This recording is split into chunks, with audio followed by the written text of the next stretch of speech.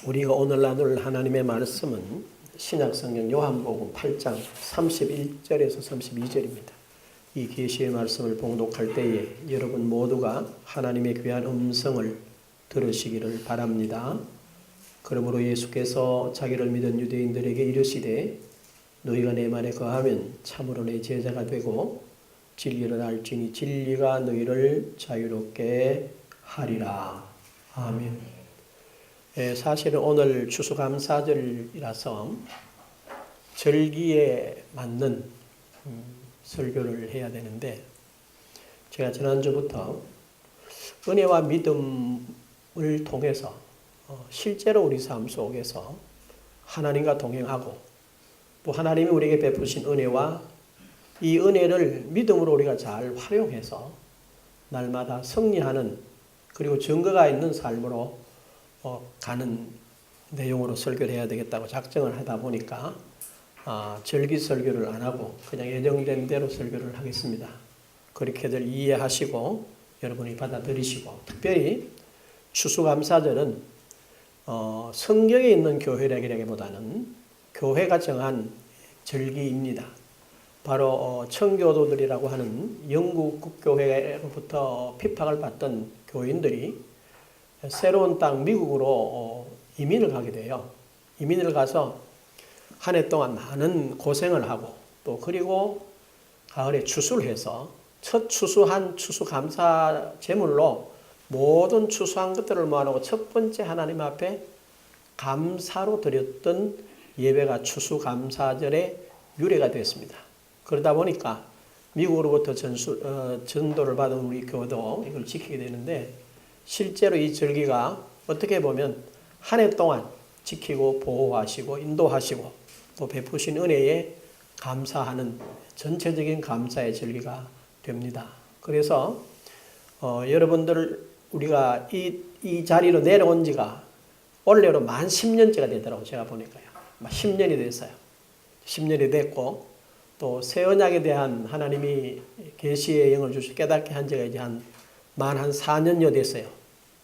그래서 올해부터 시작해서 여러분들이 조금 더 마음에 경각심을 가지고 앞에서 말씀드렸습니다마는 하나님 앞에 내가 무엇을 어떻게 또 받은 은혜에 응답할 것이냐를 잘 생각하고 응답해서 참으로 주현교회가 말 그대로 언제나 주님이 함께 하시는 사실적인 증거를 가지고 저와 여러분이 세상을 이기고 또 세상에서 방황하는 모든 사람들을 하나님 앞에 영적인 추수하는 일에 바르게 세워 믿고 드려지는 복된 이 교회가 되도록 우리 함께 힘쓰는 우리 모두가 될 수 있기를 먼저 주님의 이름으로 부탁하고 축복합니다. 제가 한번 기도하죠. 귀하신 아버지 하나님 은총을 진심으로 감사드립니다. 오늘 2017년도 추수감사절 예배로 저희들 드립니다. 이 시간 저희들 실제로 농사한 것 아니지만 하나님께서 1년 동안 건강 주시고 각각 삶의 자리에서 일하고 또 하나님 베푸신 여러 삶의 열매들을 이런 모양들로 드리면서 하나님 앞에 감사의 예배를 드립니다. 하나님 기쁘게 받으실 줄로 믿습니다. 저희는 하나님의 기쁨이요 감사요 즐거움이요 행복인 줄로 알고 또 믿고 있습니다. 그런 저들이 드렸기 때문에 하나님 더욱더 기쁨으로 받으실 줄로 믿습니다.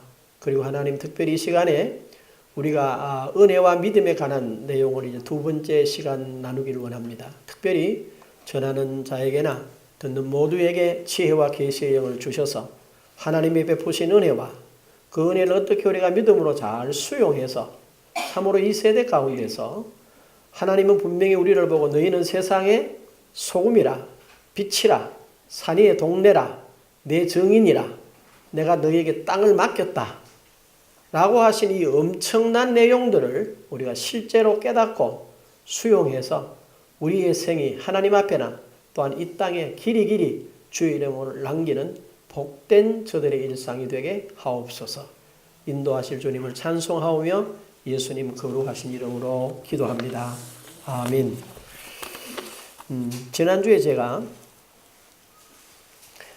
믿음과 은혜와 믿음에 대한 첫 시간 말씀을 잠깐 드렸어요. 그러면 먼저 은혜란 개념을 여러분들이 확실하게 붙잡아야 됩니다.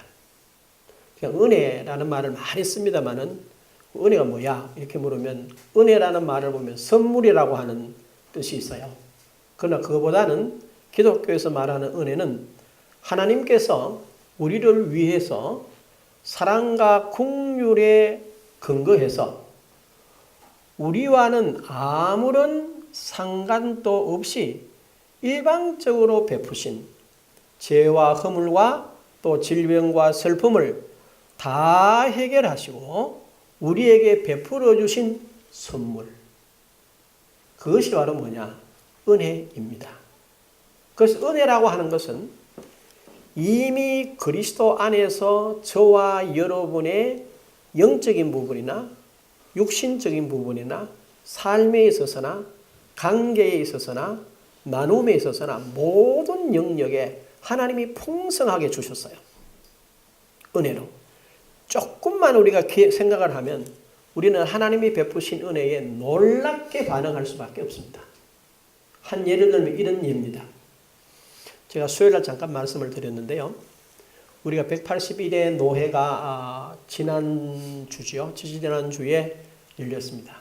열렸는데 지금 세계 선교부가 우리 노회가 있어요. 그 선교부에 제가 3년차 우리가 한 부서에 대한 보통 3년을 있습니다. 마지막 3년차가 됐는데 3년차가 되면서 제가 세계 선교부 노회 부장이 됐어요. 그래서 그건 뭐 그냥 부서 맡은 일이니까 라고 했는데 그러니까 2017년도까지 하는 세계 선교부에서 총회에서 뭐라고 이야기를 했느냐 하니까 대구 동남노회는 탄자니아를 맡아서 협력을 해라 이렇게 말을 한 거예요. 그리고 어떻게 하느냐 물어봤더니만 전임 세계 선교부장이 나와서 우리 노회에 속해 있는 교회가 84개라고 그래요. 84개 교회가 매월 10,000원씩만 하면은 84만을 도우면 선교사를 도울 수 있습니다. 그래 결정을 했습니다. 그러면서 사업을 쭉 이야기를 합니다. 교회를 2개 짓고 선교사를 돕고 또 그 다음에 모자 가정을 돕고 또 이렇게 무슬림으로부터 핍박받는 사람들 협력해야 되는 내용을 쭉 이야기를 들어보니까 우리 선교부에 배당된 그 돈으로는 도저히 불가능하고 10,000원씩 해서는 불가능하겠더라고요. 그 다른 사람들 여러 이야기를 다 하고 나서 이제 제가 부장이니까 한마디 해도 되겠습니까? 하래요. 그래서 제가 한 가지 안을 내겠습니다. 한 교회당 10,000원씩 하지 말고 누구나 다 참석할 수 있는 1,000원으로 합시다. 저도 10,000원을 내려고 하면 좀 부담이 됩니다. 그러니까 1,000원. 1,000원을 내는데 각 교회당 1,000원이 아니고 교회 출석하는 교인은 아이고 어른이고 원하는 사람들은 누구나 한 달에 1,000원을 탄자니아에 있는 어느 한 지역을 위해서 하도록 그렇게 하면 어떻겠습니까? 그랬더니 노회원들이 1,000원 그거는 할 수 있지. 얘가 전체가 이제 결정을 한 거예요. 그랬더니 어느 목사님 그래요. 목사님 그냥 복잡합니다. 큰 교회가 뭐 한 500만 원씩 내가 교회를 짓고 뭐 그래면 안 되겠느냐고. 그래서 제가 웃으면서 큰 교회가 만일에 하다가 잘못되면 어려움이 있으니까 원래는 제가 부장이니까 1,000원을 하죠. 이렇게 이야기를 했어요. 그 1,000원을 결정을 하고 우리 세계 선교부가 잠깐 모였습니다. 모여서 의논을 하는 중에 내가 우리 서기 목사님 보고 물어봤어요. 대구 동남노회에 속해 있는 통합측 동남노회 세례교인과 등록 교인 수가 전부 몇 명이냐? 그랬더니 이렇게 말합니다. 세례교인이 15,000명이고 세례교인이 15,000명이에요. 그 다음에 등록교인이 약 3,000명 그러니까 18,000명이 됩니다. 18,000명이 매월 1,000원씩 하면 얼마냐? 내가 물어봤어요. 전 집사님 얼마지요? 얼마가 나옵니까? 1,800만 원 나옵니다. 그럼 1,800만 원 가지고 10달 하면 1억 8천이고 그 다음에 3,600만 원 더 하면 얼마가 돼요? 약 2억은 갖춰야 됩니다.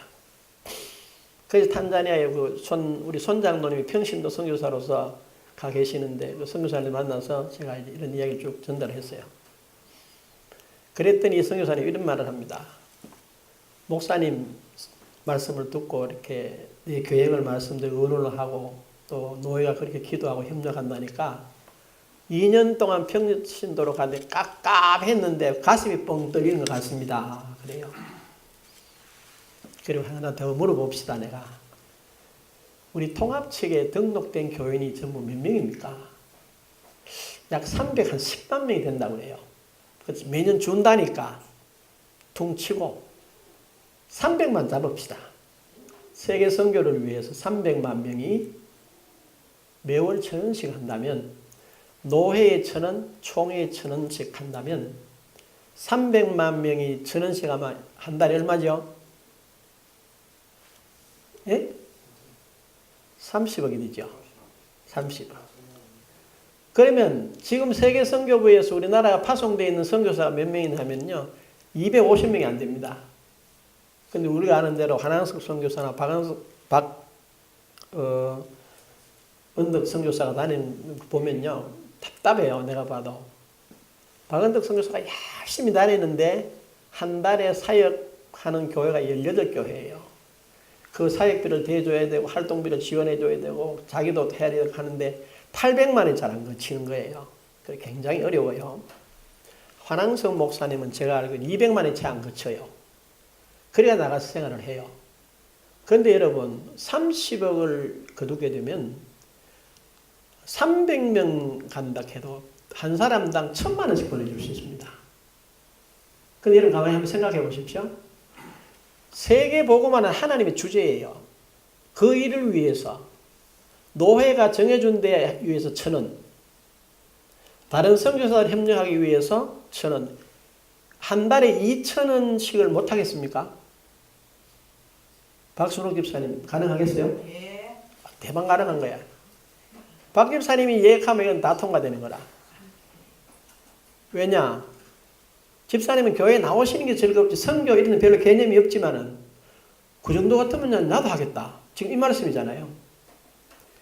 저런 생각을 다 가지고 있는데 예를 들어서 이용환 집사님이 돈이 많으니까 집사님은 500만 원 내고 이소희 원사님이 돈이 많으니까 1,000만 원 내가 우리 교회는 2분 1,000만 원 이러면 나머지 교인들은 아무것도 안 해도 되는 기라. 나는 왜 나온 줄을 모르는 거라. 그러나 예를 들어서 집사님처럼 탄자니아를 위해서 노예를 위해서 세계 선교를 위해서 1,000원씩 하면 한 달에 2번 생각을 하게 됩니다. 우리 노예가 뭐지? 내가 왜 1,000원을 하지? 이게 어떻게 쓰이지? 총회 어떻지? 이런 개념을 탁 가지면요. 전체가 돌아가는 게 다른 거예요. 그래서 점심을 먹으면서 이야기를 잠깐 했더니만 목사님 그런 생각 어떻게 하셨어요? 이러더라고. 그냥 웃으면서 늘 새벽마다 기도하면서 제가 갖고 있는 계획입니다. 그건 참으로 놀라운 이야기입니다. 이번에 12월 5일 날 대전에서 세계 선교부하고 공대 선교부가 모이는데 목사님 꼭 가셔가 그 이야기를 구체적으로 좀 하시면 좋겠다고 그러더라고요. 내가 아마 포장이라서 가야 되면 한번 이야기를 하죠. 그렇게 했어요. 이게 뭐냐 하면 하나님의 은혜는 이 땅에 풍성하게 주어져 있어요. 여러분 우리가 이런 이야기를 하잖아요. 우리가 식사하는 것 중에서 먹는 것 중에서 우리가 버리는 음식만 하더라도 안 먹고 버리는 음식만 챙겨가지고 가다도 그 가격을 가지고 먹여 살리면 어디를 먹여 살린다 그래요? 세계의 모든 사람들이 다 먹고도 남는다는 거 아닙니까? 이건 하나님이 복을 안 주신 게 아니고 이 하나님이 베푸신 은혜를 뭐 할 줄 모르는 거예요. 나눌 수 있는 방법을 모르는 거예요. 그리고 뭐가 없어요? 관심이 없어요. 그 다음 뭐가 없어요? 게을러요. 여러분 달란트 비유 기억하세요? 5달란트 받은 자와 2달란트 받은 자가 와서 주인에게 말합니다. 5달란트를 맡겼는데 제가 10달란트를 만들었습니다. 잘했다. 작은 일에 충성했으니 내 즐거움에 참여해라. 2달란트 받은 자 하는 말이 2달란트를 주셨는데 4달란트를 만들었습니다. 수고했다. 같이 참여해라. 1달란트 받은 왔던 친구가 말합니다. 당신은 심자는 데서 거두고 엄한 사람이고 당신을 두려워해서 땅에 묻었습니다. 그때 주인이 하는 말이 이런 표현을 하세요. 뭐라고 그래요? 악하고 무슨 종아? 게으른 종이라는 거예요. 이 말은 뭘 말하는가? 금화 1달란트라는 돈은 엄청난 돈이에요. 그리고 저와 여러분이 가지고 있는 하나님으로부터 받은 것 아무것도 아닌 것 같은 게 아니라고. 금화 1달란트만큼 소중하고 놀라운 것. 이게 하나님이 저와 여러분에게 주신 은혜인 줄로 믿으시기를 바랍니다. 이걸 뭐 해야 되느냐? 묻어두면 안 돼요. 분명히 첫 마디가 악하고 게으른 종아. 네가 나를 그렇게 알았느냐? 그렇다면 마땅히 내 돈을 어디다가? 은행에다가 맡겼다가 내가 돌아와서 뭘 받도록? 이자라도 받도록 해야 될 거 아니냐라고 책망하세요. 그래서 우리 주연교회 여러분들은, 성도 여러분들은 하나님으로부터 충분한 은혜를 받으신 줄로 믿으시기를 바랍니다. 그리고 적다 크다 그렇게 표현하시는 건 아닙니다. 여러분들이 교회가 또 여러분들이 기도하면서 하나님이 주시는 은혜로운 감동을 따르세요. 내 생각을 따라 살지 말고 하나님이 주시는 감동을 따라 사세요. 그러면 하나님은 반드시 성령을 따라가는 사람은 성령의 열매를 맺게 되어 있습니다. 그럼 뭘 얻게 되겠습니까? 성령을 따라 행하라. 그리하면 뭘 얻으리라? 영생을 얻으리라. 자기 육체를 따라 심는 사람은 육체를 따라 뭘 거둔다고 그랬어요? 사망을 거둔다는 거예요. 그 저와 여러분이 어떤 일을 결정할 때 이게 성령의 역사냐? 이게 하나님이 내게 주신 은혜인데 이건 내 마음대로 할 것이냐? 하나님 내가 좀 손해보고 힘들더라도 하나님을 따라갈 것이냐를 결정해서 그 길로 간다면 하나님은 반드시 저와 여러분들에게 뭘 허락하시겠어요? 성령의 풍성함으로 채워주실 줄로 믿습니다. 요한복음 10장 10절 여러분 기억하시죠? 뭐라고 그랬어요? 한번 따라 해보실래요? 도적이 온 것은 도적질하고 죽이고 멸망시키러 온 것이요. 내가 온 것은 양으로 생명을 얻고 더 풍성케 하려 함이라. 원수는 뭐하러 왔어요? 죽이고 멸망시키고 빼앗으려고 왔대. 주님은 왜 오셨대요? 풍성케 하고 넘치게 하고 살리려고 오셨다는 거라. 이런 영역 가운데 저와 여러분이 있습니다. 그래서 우리는 은혜는 그렇구나. 제가 이 말씀을 서론으로 드리는 이유가 뭐냐면 어쩐지 제가 가만히 누웠다가 깜짝 놀라서 일어났어요. 2000년 전에 하나님께서 예수 그리스도를 통하여 십자가에서 은혜로 내게 안 베푸신 것이 없구나. 그 안에는 완벽하잖아요. 이사야에서 말을 빌면 우리의 질고를 지고 우리의 슬픔을 당하고 우리의 죄악과 우리의 허물을 뭐 하셨어요? 담당하셨다. 여호와께서 우리 무리의 뭐를 죄악을 그에게 뭐 하셨다? 담당시키셨도다. 마태복음 8장 17절에 이는 선지자 이사야로 하신 말씀에 우리의 연약한 걸 담당하고 우리의 모든 병을 짊어지셨도다 함을 이루려 하시니라. 아니 하나님이 은혜로 완벽하게 허락하셨는데 그렇다면 나나 오늘 주연교회 성도들이 이 풍성한 은혜를 누리지 못할 이유가 있습니까? 없습니까? 없다는 거예요. 그럼 왜 못 누리느냐? 지난주에 말씀드린 거죠. 그 은혜에 대해서 깊이 생각을 안 하는 거예요. 에베소 2장 8절에 분명히 너희는 그 은혜에 의하여 뭐로 말미암아? 믿음으로 말미암아 구원을 받았나니 이것은 너희에게서 난 것이 아니요 하나님의 뭐이라? 선물이라. 반드시 하나님의 은혜와 믿음이 병행되어져야 된다는 거예요. 같이 가야 된다는 거죠. 그런데 우리는 여기서 뭐 떨어지느냐 하면은 어떤 부분에서 어려움을 겪느냐 하면은 예를 들어서 병이 들었어요. 한 사람은 은혜로 병 고침을 받았는데 나는 왜 못 받았지? 라는 생각을 하는 거예요. 나는 왜 고침 못 받았지? 라는 생각을 하는 순간에 뭘 하게 됩니까? 내가 뭐가 부족하지? 내가 어디서 떨어졌지? 내가 뭘 안 했지? 내가 뭘 잘못했지? 내가 뭘 해야 되지? 이런 생각을 하는 순간에 어디서 끊어지는 거예요? 하나님의 은혜로부터 단절되어지고 그 자리에 누가 들어서게 됩니까? 내가 들어서게 되는 거예요. 내가 들어서서 하나님의 은혜를 그냥 수용하면 되는데 수용하는 게 아니고 내가 뭘 하려고 하는, 내가 뭘 해서 하나님의 요구를 채우든지 하나님께서 할 수밖에 없는 어떤 강제를 시켜서 하나님의 팔을 비틀겠다라고 하는, 그래서라도 받아내겠다라고 하는 자기 율법이 거기에 작용이 되는 거예요. 그때부터 모든 것이 뭐합니까? 우리말로 하자면 꼬이는 거예요. 이 부분을 놓치고 있더라고요. 그래서 자다가 누웠다 펄떡 일어나서 1시간 가까이 생각을 했어요. 이건 아니구나. 그럼 뭘까? 내가 어떻게 구원을 받았는가? 저와 여러분이 어떻게 구원을 받았습니까? 한번 생각해 보셔야 됩니다.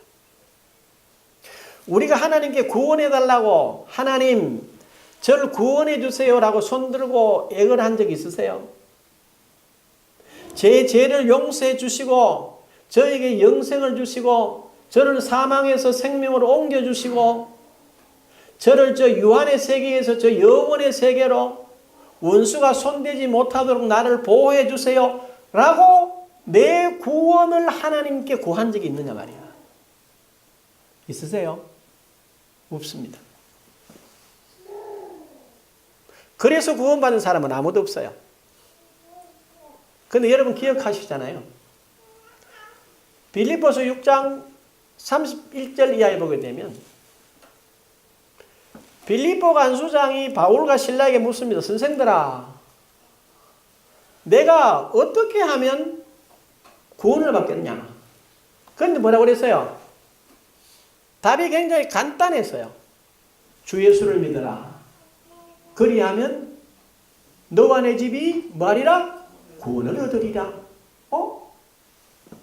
내가 죄를 회개하고 예수를 구주로 영접하고 내가 예수고 이런 말이 아니고 주 예수를 믿어라.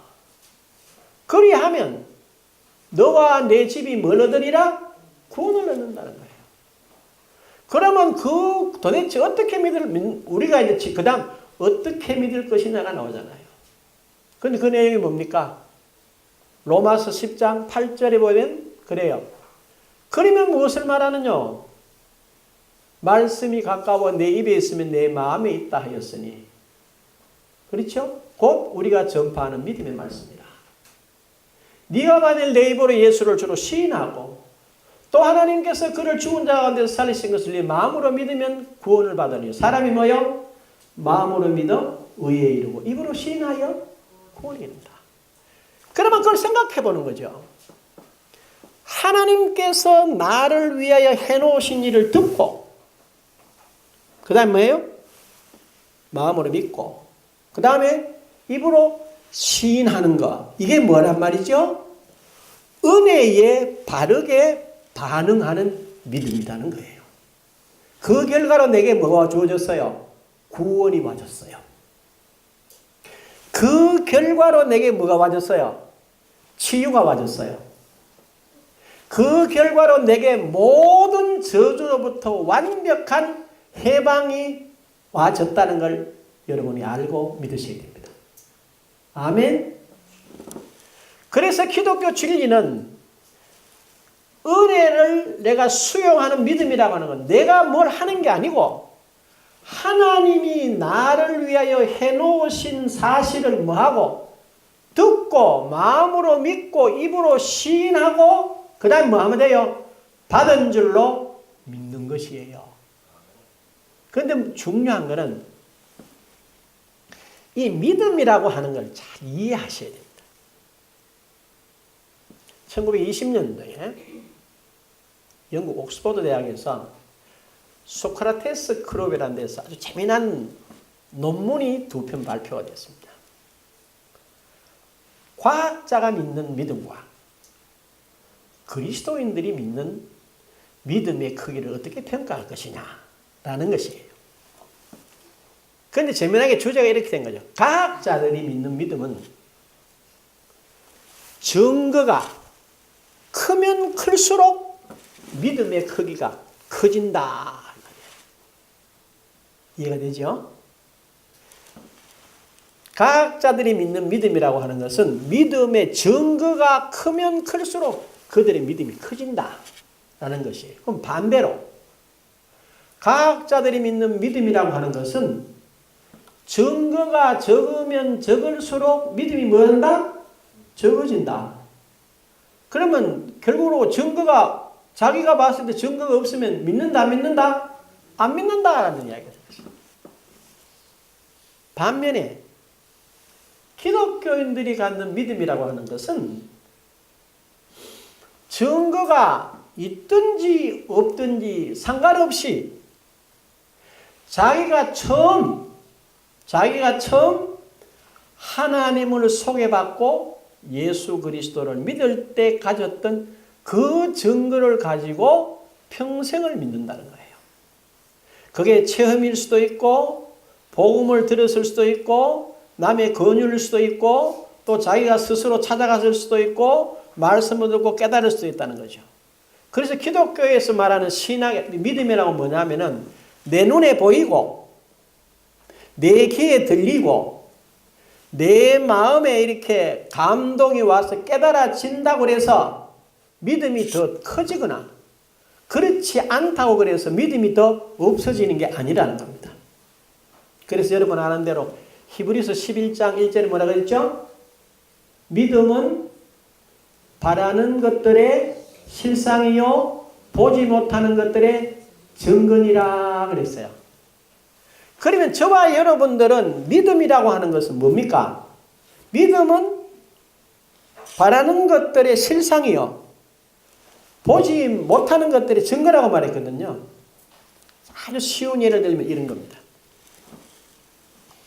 우리가 내가 믿는다.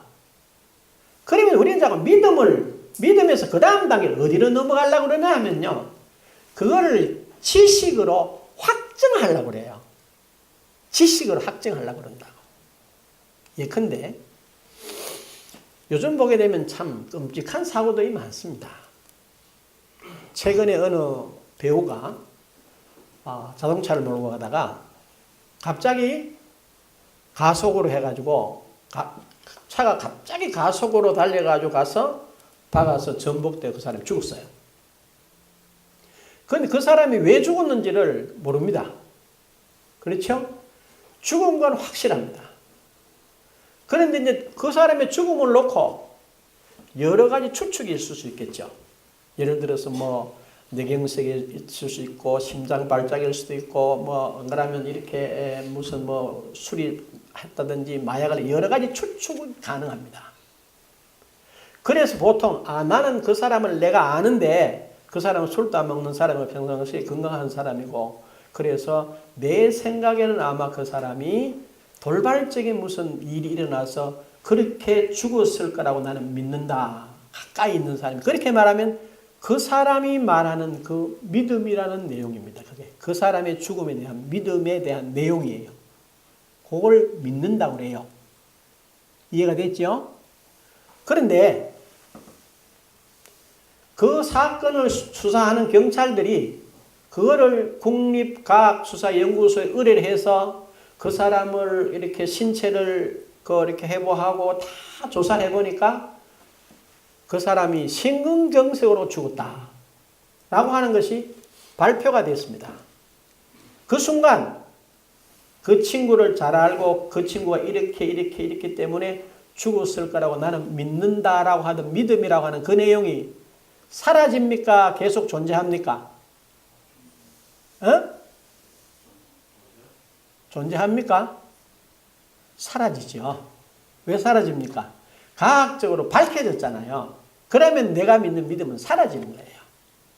바로 우리가 뭘 말하느냐 하면은 우리가 하나님의 말씀을 믿고 그 하나님의 말씀, 믿음은 바라는 것들이 실상이요 보지 못하는 것들이 증거라는 사실을 믿고 내가 그 위에 서서 그 믿음을 놓고 하나님을 따라가면 그 믿음으로 하나님이 역사하세요. 그런데 우리는 그걸 어떻게 생각하느냐 하면은 그런 믿음의 내용을 내 지식으로 논증을 해가지고 밝히려고 자꾸 생각을 해요.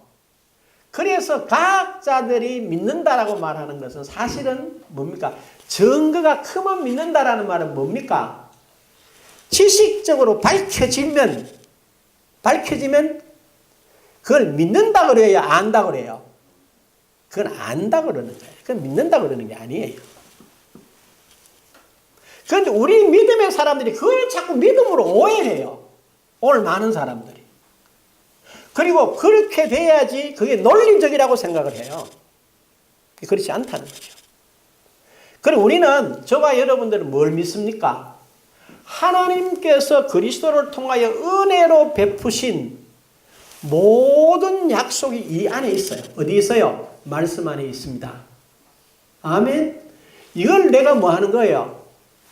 믿음으로 받아들이는 겁니다. 그럼 예컨대 이런 이야기가 돼요.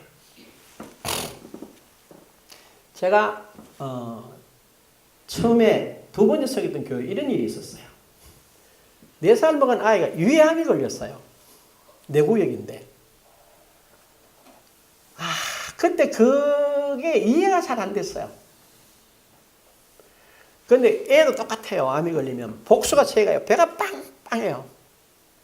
이름이 중기에 지금도 이럴 수가 없어요. 그래 아침에 이제 교육체회 마치고 다른 집으로 신방 가기 전에 꼭 제가 그 집에 먼저 신방을 갑니다.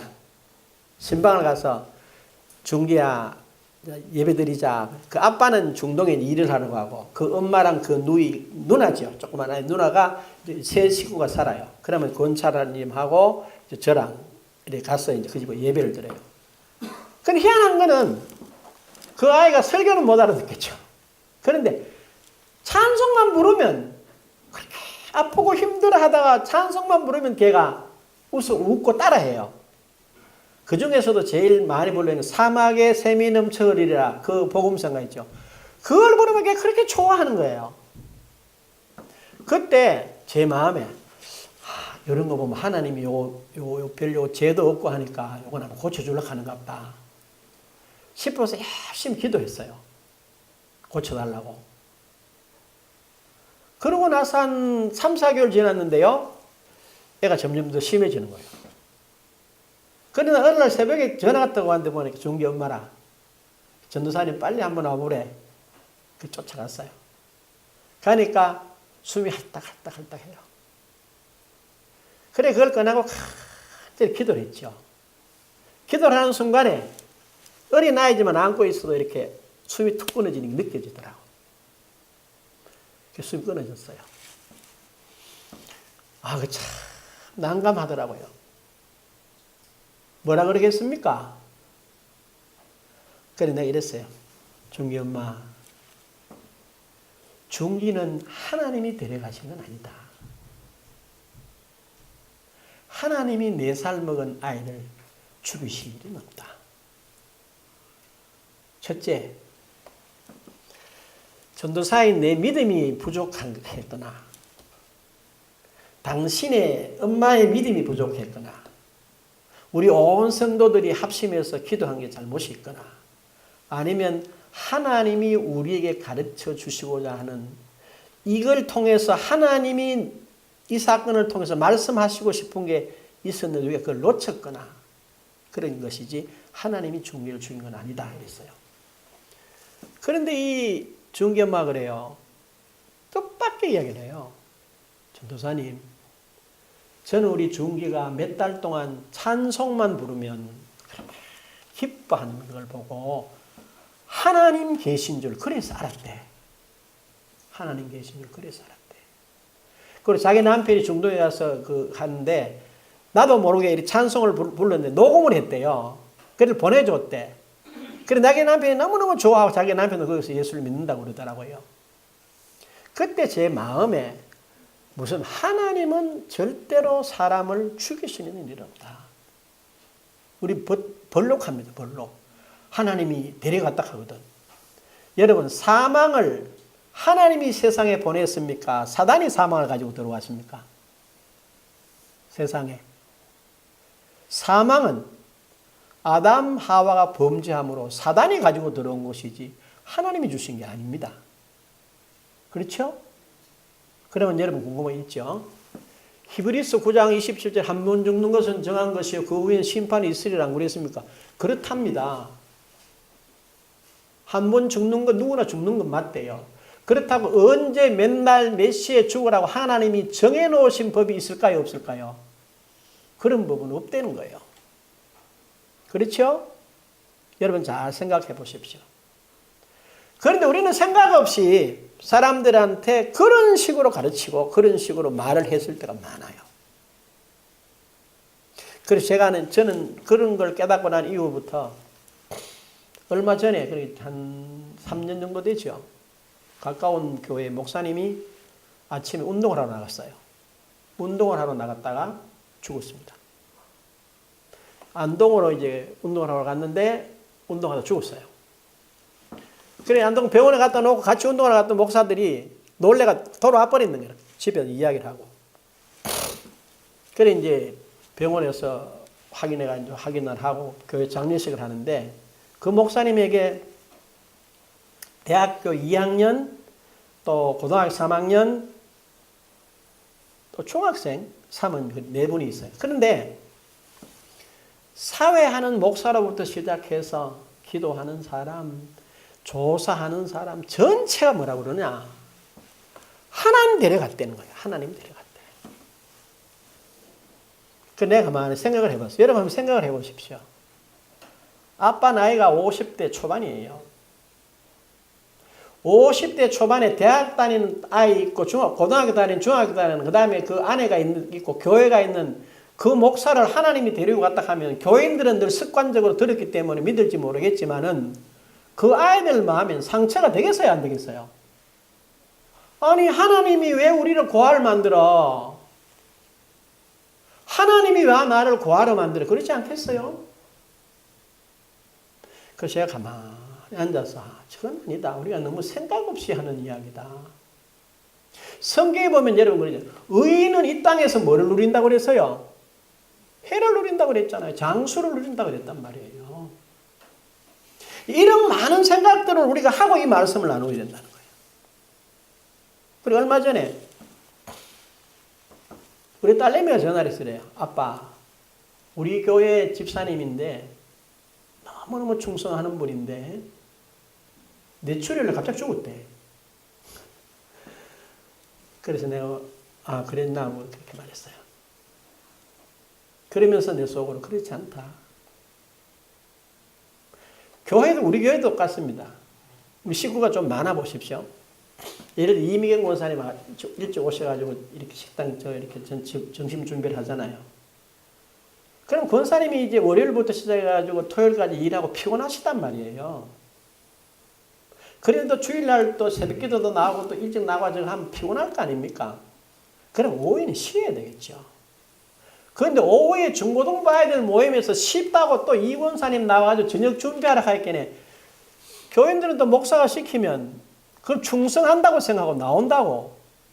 그 일주일 내내 그렇게 살다가 쉬어야 되겠는데 못 쉬고 나왔다가 가로를 해가지고 내가 터져 뇌출혈로 죽은 거예요.